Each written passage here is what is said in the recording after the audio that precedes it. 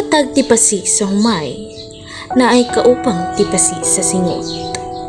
Sa matag tanom, na ay kaupang pangandoy o pag-ampo. Apan sa likod sa maanindot ug himso nga talan-awon, na ay kamatuurang pugos nga ginatabunan sa tibuok katilingban. Ug mao ang padayon nga kalisod nga ginabati sa tung mga mag-uuma. Diri sa Purok 4, Lower Matidigo City, among nakaila ug nakastorya ang 64 anyos na si Nanay Francesca. Usa siya sa daghang mga mag-uuma nga walay hunong sa pagpaningkamot, bisan pa man sa kalisod sa panahon. Ug bisan pa man sa iyang pangidaron karon, believe me, kay bago pa man musubang ang adlaw, mata na si Nanay Francesca. Dili para magpaway, kundi para sugdan ang panibagong adlaw. Nga puno sa kakapoy, singot ug paglaom. Bisan pa man sa ilawom sa kainit, sakit sa likod ug kalapok sa yuta, si Nanay Francesca nagapadayon gihapon.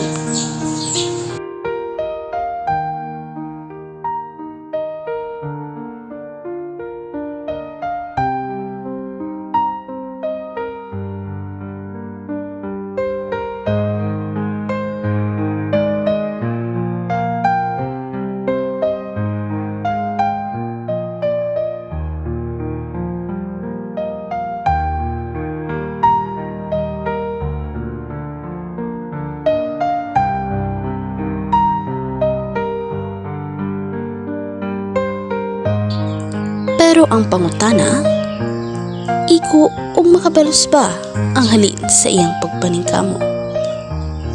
Karon paminawon nato ang storya sa usa ka inahan ug mag-uuma nga si Nanay Francesca, nga bisan sa kalisod ug kakapoy nagapadayon gihapon sa pagpaningkamot alang sa iyang pamilya ug kaugmaon.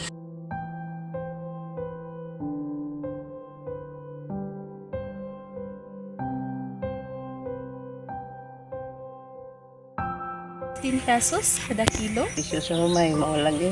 Halos wala gani mabilin sa kuha. Hindi pagyud ka sa gusto sa abono.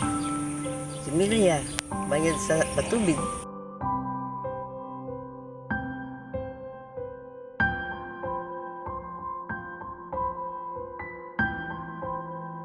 Kani bang presyo sa humay karon mo na ba ni ang naandan or napay mas taas pa? Lagi ng isa. Arang-arang kayo tata ang 23. Karon mura kong nahugno. Maghuna-huna, tulog sa kabarato. Tulo ka dekada o 6 ka tuig nang nagatanom si Nanay Francesca. Pero matud kaniya, katong mga niaging tuig sa iyang pag-harvest, bisan og daghan siya og ani, kamay ra gyapon ang iyang kita, tungod sa kabarato sa presyo sa humay. Pinali rin pa ang sinabi sa mga farmers, bisa dinit, magkakita. Ay, kung balikon ba itong mga panuigon sa inyong pagpamasak, pareho ba sa karon nga sitwasyon? Kaingon jud ko nga dili na kay sa una bisang ginagmay lang ang halin, makapalit pa mi og bulad, bugas ug gamit sa mga bata. Bisan daghan kog ani, barato ang presyo, dili pa namo mabayaran ang tanang utang sa tindahan. Sa wala pa moturok ang unang usbong sa humay, nagsugod na ang storya sa sakripisyo. Sa matag araraw sa yuta, kauban usab ang pag-ukay sa paglaom. Mataglakang sa kalapukan, dili lang trabaho, kundi usa ka paningkamot nga puno sa paglaom. Sa pagkuha pa lang sa similya, gibutangan na og paglaom sa mag-uma ang tibuok tuig. Usa kini sa siklo sa pag-antos, paghulat ug pag-ampo nga unta makaani. Apan dili lang sa pagtanom, magsugod ang pakigbisog. Bisan sa pag-ani, pagpauga o pagpatrasya, naagihapon ang singot, kasakit ug damko.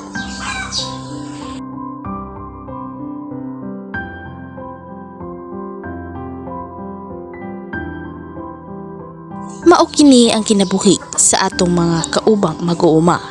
Hilom tan-awon sa kadaghanan, apan sulod na ini, dunay kusog nga pakigbisog ug tingog sa paglaom nga nagapadayon sa tanang panahon.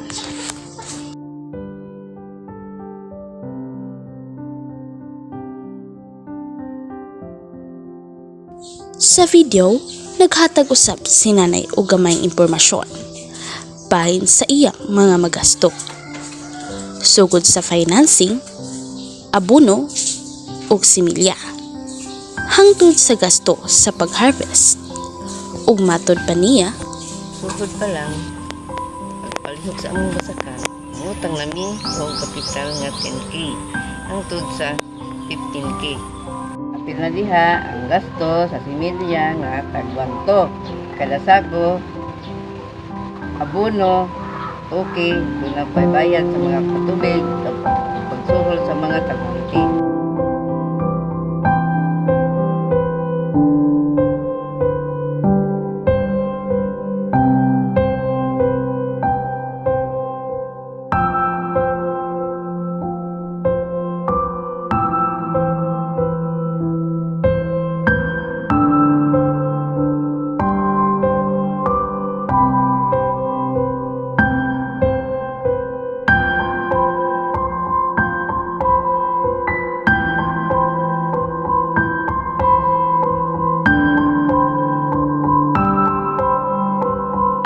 Yan ay, pila po din mong ginabayad sa mga trabahador.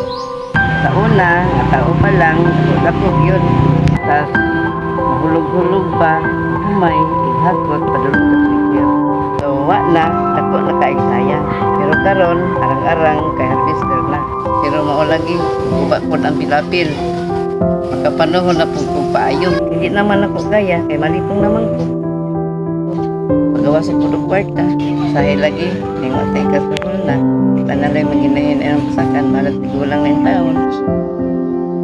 amo usab nga gipangutana si Nanay Francisca. Ug makabawi pa ka siya sa ing-ani nga presyo sa kilo sa humay. Ug matod niya, karong panahona nga tag 15 ra kada kilo, kung imong kwentahon, ang gasto mas dako pa kaysa sa halin. Igo ra pagawas sa kapital, wag gani halos mabilin sa akoa.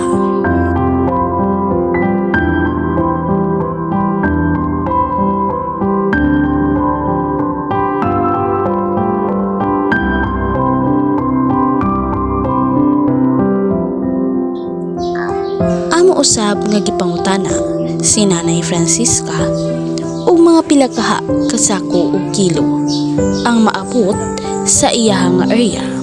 Ug matod pa niya, wala gyud kaabot og ektarya ang iyang luna ug makabat ra kini sa 40 areas.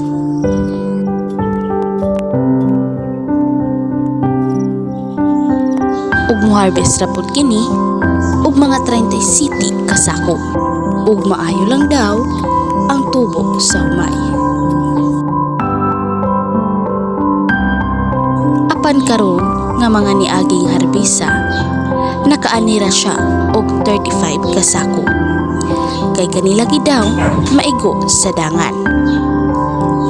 Sa matag kilo sa sako, makuha ra siya og 59 to 60 kilos. Ug matod pa niya, og balansihon sa 17 pesos per kilo. Multiply sa 60. 1,020 ra ang makuha.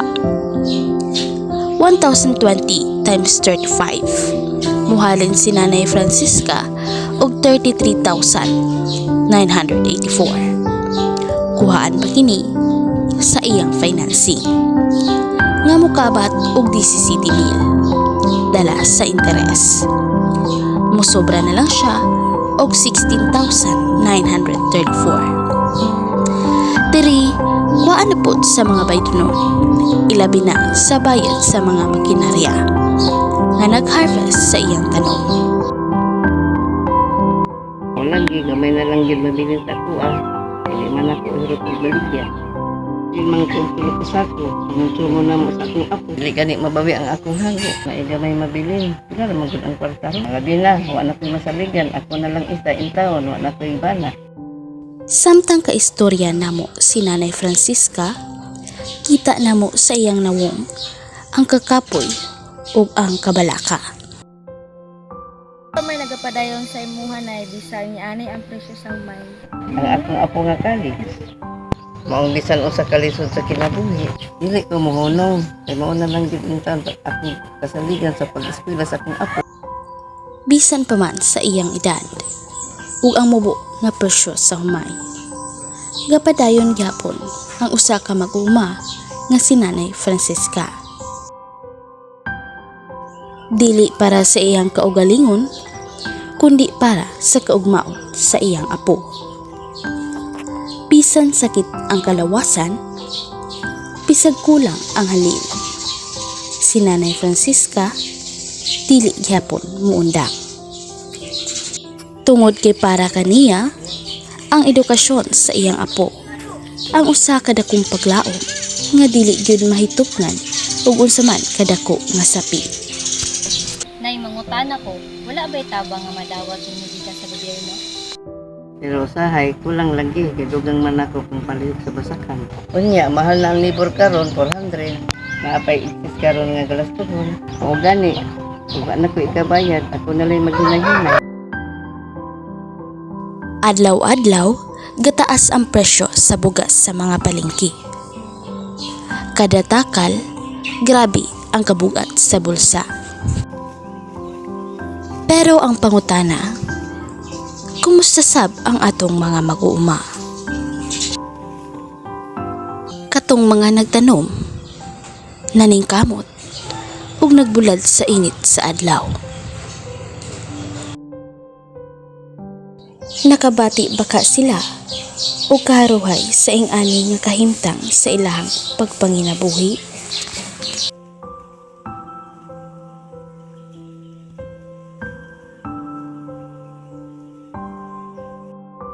Sa palengke, ang bugas murag bulawan, 50 hangtod sa 60 pesos kada kilo.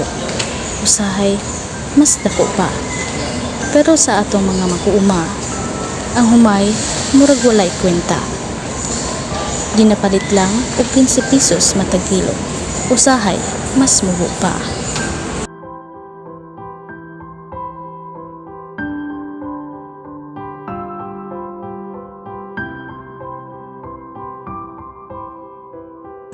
Mauni ang realidad. Kung kinsa pa ang nagkapakaon sa tibok nasod, sila pa ang halos walay makaon.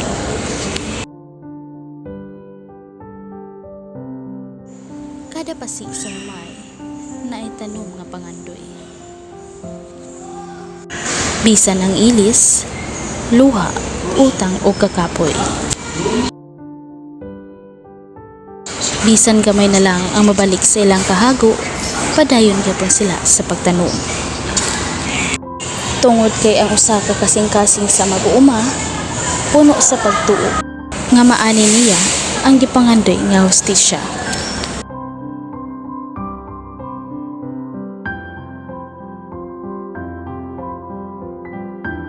Unya nay, unsa man inyong gibati basin ani?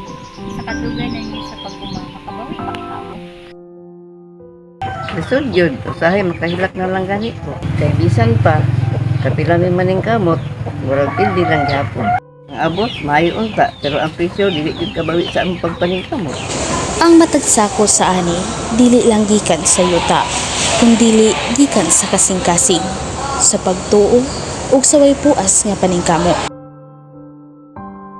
Ang matagbugas sa humay, patak sa singo, pulso sa pag-ampo, ug timaan sa paglaom.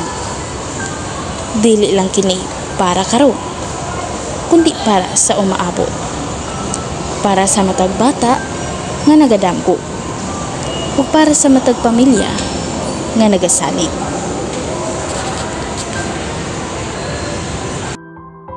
Sa tanang katawhan, ayaw natog kalimti ang atong pagkaon sa lamesa.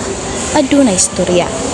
Istorya sa sakripisyo, sa pag-antos, ug sa gugma nga walay baylo, alang sa yutang natawhan. Ilhon, tahuron, ug suportahan nato ang mga tinuod nga bayani sa uma.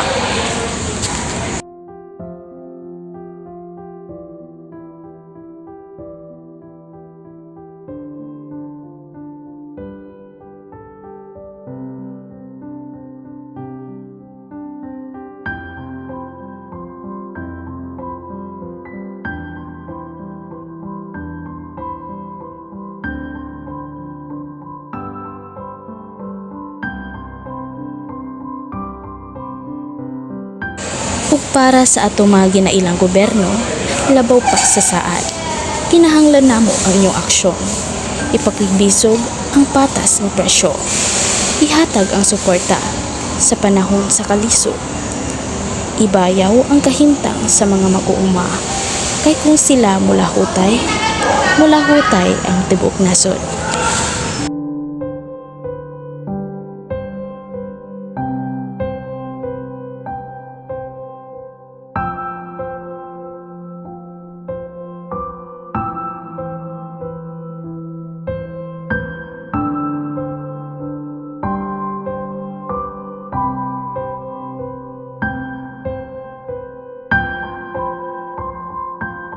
Ang uma dili dapat mahimong lubnganan sa damgo, kundili yuta nga motorok ang paglaot.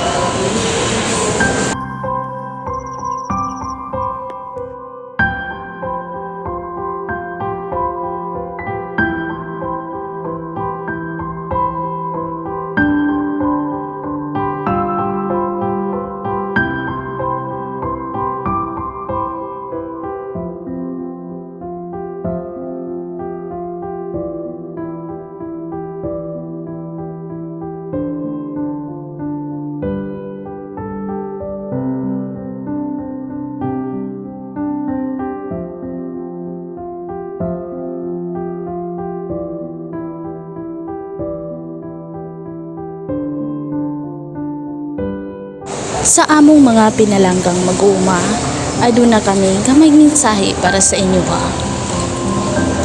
Sa atong mga pinalanggang mag-uuma, kamo ang tinubdan sa among pagkaon ug kalig-on sa kinabuhi. Ang inyong kabuhi, pagpugos sa init ug ulan, ug walay bukas nga pagpaningkam, mao ang among giila ug gipasalamatan. Dili malimod nga kamo ang mga bayani sa uma, ug ang inyong sakripisyo dili masayang. Padayon lang kay ania kami nga nagasuporta ug nagabaro uban kaninyo. Daghang salamat mga mag-uuma, mga haligi sa atong nasod.